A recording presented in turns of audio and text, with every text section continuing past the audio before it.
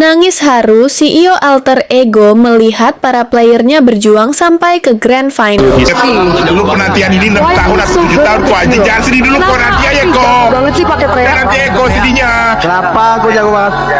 Oke kok. Karena paling untuk momen ini benar-benar sangat berarti buat gua.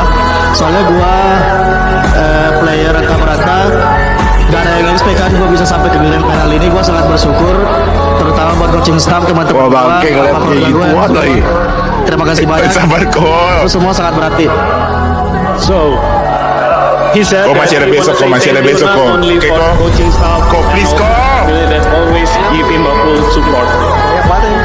It's amazing because we got to talk to your parents earlier on. Tadi orang tua kamu datang loh. Berat.